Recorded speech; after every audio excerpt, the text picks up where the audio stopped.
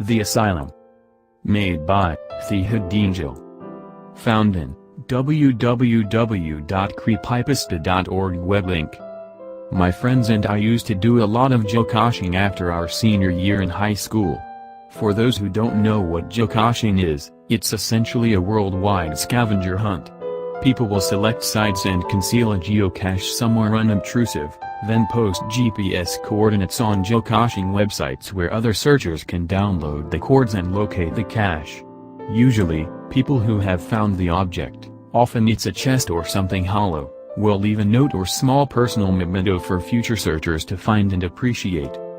There are several types of geocaches, and most of them are thematic in nature, that is scenic destinations, romantic sites, hard-to-reach areas, etc. This story begins when my friends and I decided to try a series of purportedly haunted locales within about an hour's drive of our hometown. It began innocently enough. Most of the sites had spooky backstories that were, of course, entirely fabricated. So we had a great time scaring the piss out of each other and generally creeping ourselves out. We'd begun searching after the sun had set to enhance the creep factor, but by around midnight, most of our large group had dwindled off and gone their separate ways. When we reached our last gourd, there was just myself, Rebecca, Kevin, and Evan left, and we were determined to knock it off our list. Rebecca was our guide for the night, in charge of putting in the coordinates and reading us the backstory behind each site. So, while I drove, she began reading about the last one out loud to the rest of us. Now, I'm paraphrasing here, but it was something along the lines of: Henkel Asylum, constructed in the early 1900s, the James Henkel Asylum was built to house a burgeoning population of the criminally insane.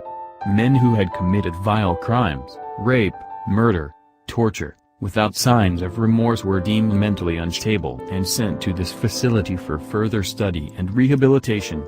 Once committed, very few criminals were ever released back into society, and those that were usually had been given frontal lobotomies, a popular experimental procedure at the time, or electroshock therapy, both of which rendered the patient nearly brain-dead, capable of performing only rudimentary tasks. Stories: contemporary visitors to the asylum report hearing banging noises, cell doors opening and closing, and hearing cackling laughter that is abruptly cut short. It was pretty standard fare compared to the rest of the sites we'd visited that night, and we naturally had a good time psyching each other out for the next 15 minutes while I drove us to the asylum. We'd all heard about it, it was in our local area after all, and we knew it had been condemned and abandoned since as long as any of us could remember, so we figured it'd be a great place to run around and be reckless teenagers without risk of getting yelled at by the cops. When we finally arrived, it looked like something straight out of one of those cheesy B-movies they show on sci-fi. Chain link fence with barbed wire around the perimeter, 2 guard towers flanking the main gate, which was, of course, chained and locked shut with a big no trespassing sign hanging from it. The asylum itself was decrepit, looking like it hadn't been touched for decades, which was surprising, since we grew up in a pretty nice area, where the municipal lawmakers tried to keep everything looking spiffy for the tourists. Needless to say, we promptly ignored the sign on the front gate and hauled ourselves over, cameras and GPS in hand, and walked towards the asylum. Now, given our attitude towards the previous sites, you've probably gathered that I'm somewhat of a skeptic. I believe that there are paranormal things that can't be explained, yet, but I'm not exactly summoning demons in front of a bathroom mirror. So when we opened the main door to the asylum, conveniently unlocked, I dismissed the cold burst of wind as just stale pent-up air rushing out after being trapped inside for so long.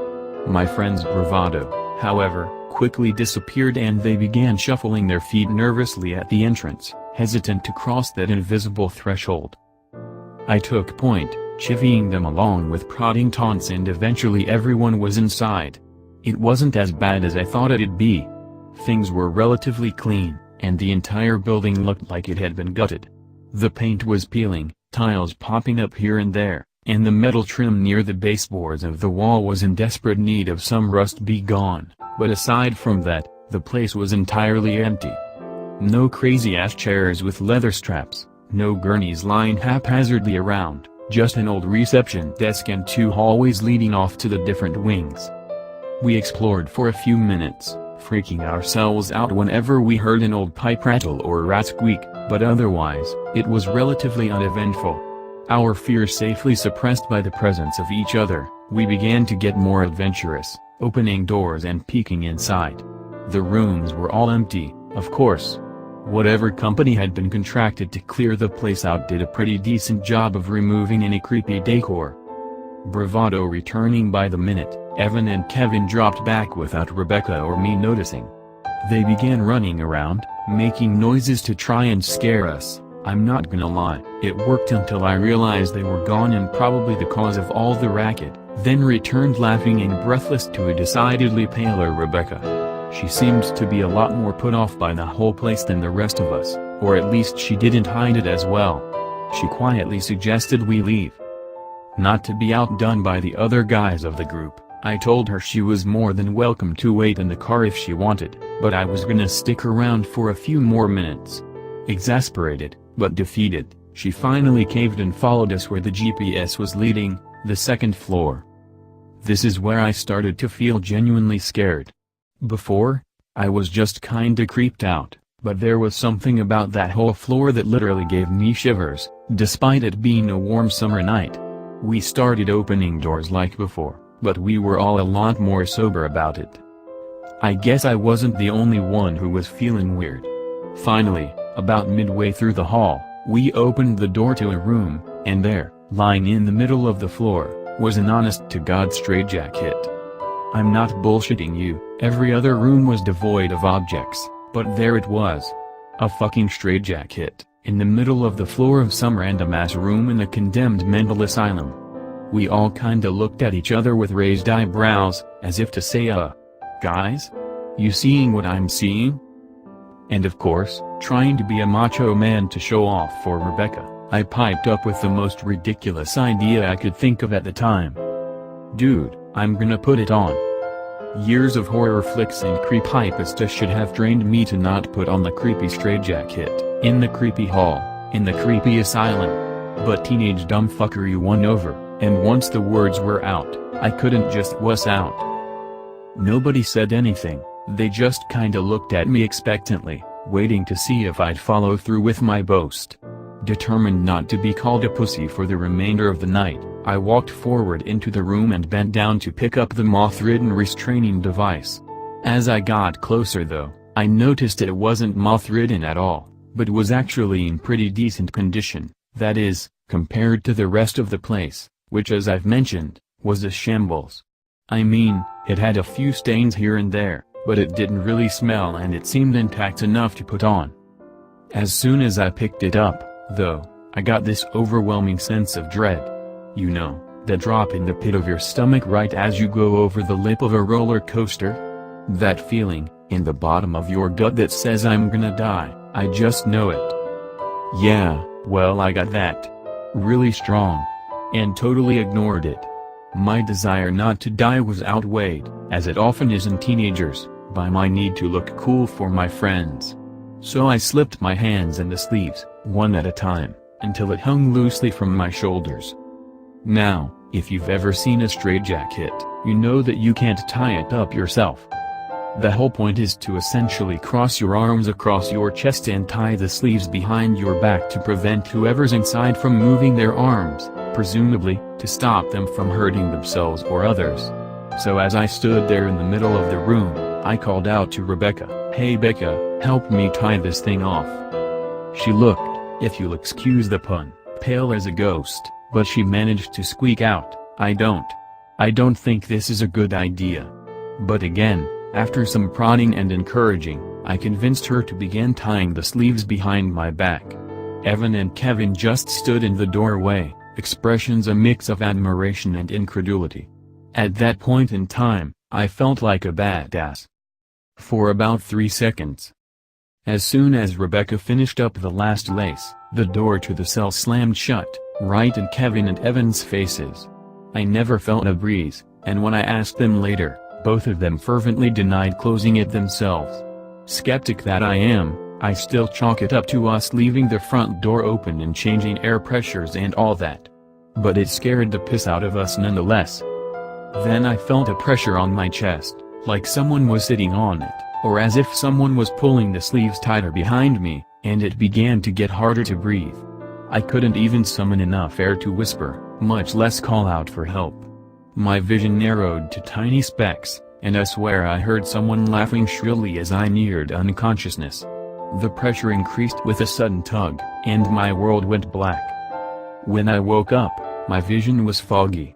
Or at least, I thought it was, until I realized it wasn't just foggy. It was dark. Like staring through a lens that's been collecting soot. I blinked a few times, and the darkness wavered, but didn't dissipate. Now, I've passed out and blacked out before, but whenever I woke up, it was nothing like that. Either my vision gradually cleared up, or it was blurry, but never in my life have I been able to recreate the shadowy haze I saw in the asylum that night. Then, from the murky depths, two small pinpoints of light appeared a few inches in front of my face, glaring a lurid red, and a dim echo of the laughter I heard before surrounded me.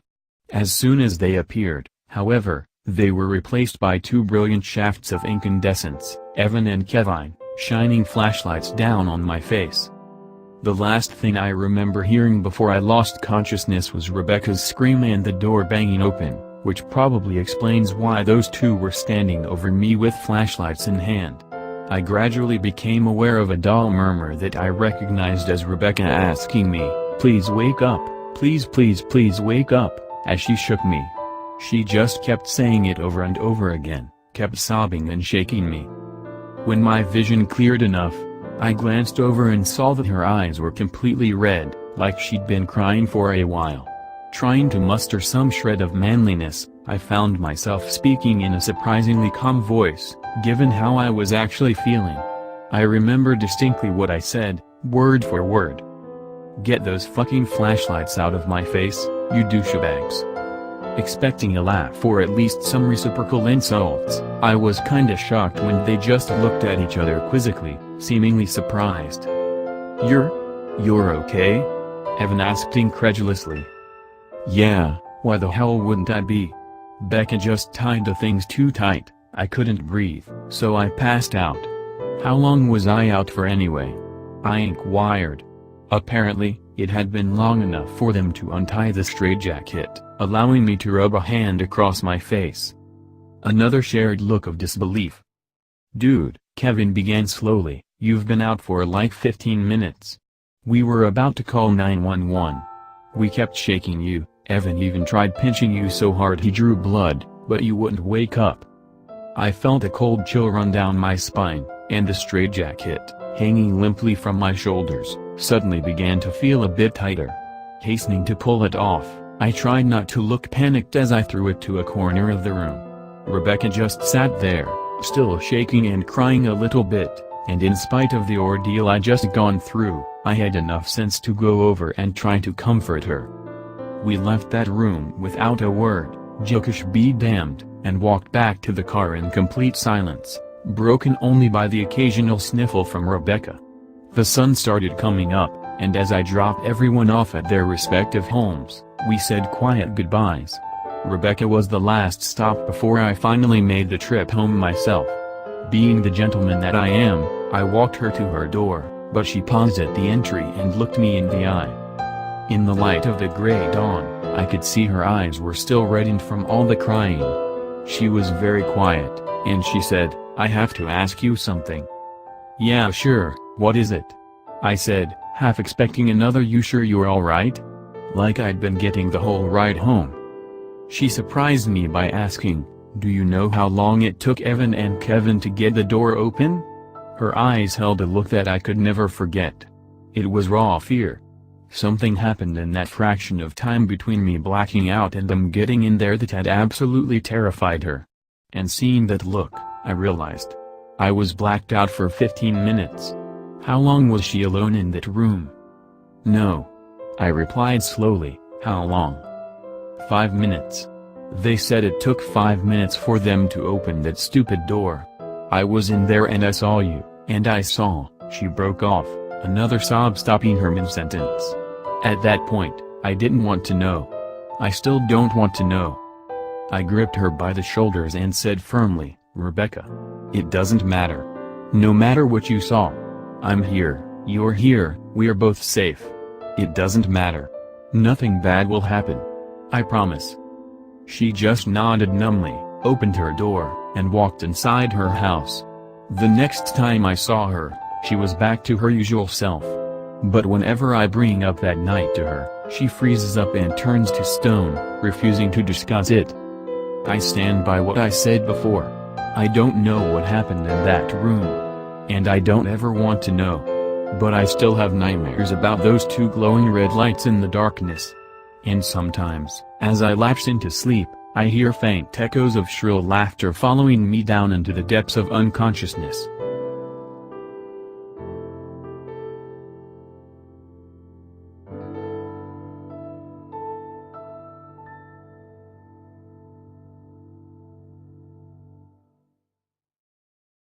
If you guys wonder where I find these creepypasta stories, the link is in the description below. If you enjoy the video, please leave a like and subscribe. And as well share this video to your friends. Thank you.